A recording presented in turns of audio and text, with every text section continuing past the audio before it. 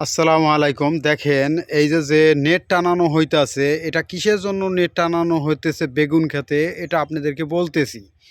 এই নেটটা এর জন্যই টানানো হয় যে যখন বেগুন বড় হয়, বিক্রির উপযুক্ত হয়, তখন কিন্তু পাখিতে এই বেগুনগুলো ফুটো করে ফেলে।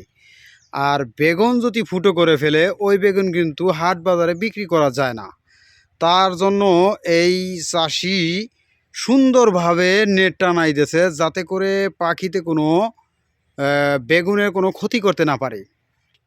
এইভাবে পুরো খ্যাতটাকে নেট দিয়া তারপরে সুন্দরভাবে ঢাইকা দিতে হয়।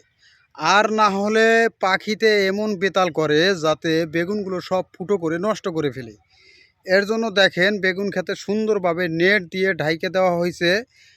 একবারে মাটি হইতে উঁচা পর্যন্ত সব জায়গায় নেট দিয়ে ঢাইকে দেওয়া হয়েছে। কারণ এর জন্যই দেশে যাতে করে বেগুনগুলো নিরাপত্তাভাবে সুন্দরভাবে খেতে থাকে, যাতে করে কোনো পাখিতে আক্রমণ করতে না পারে আর বেগুনগুলো ফুটো করে নষ্ট করতে না পারে। আর এইভাবে নেট দিলে বেগুনগুলো খুব সুন্দর থাকবে, হাট বাজারে সুন্দরভাবে বিক্রি করা যাবে।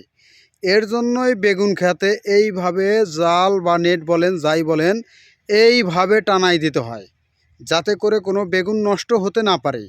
আর এটা যে বেগুন ক্ষেত দেখতেছেন, এটা হচ্ছে দেশি দুধ বেগুন চাষ করছে। এখন আলহামদুলিল্লাহ ক্ষেতের ভিতরে ভরপুরভাবে বেগুন ধরছে।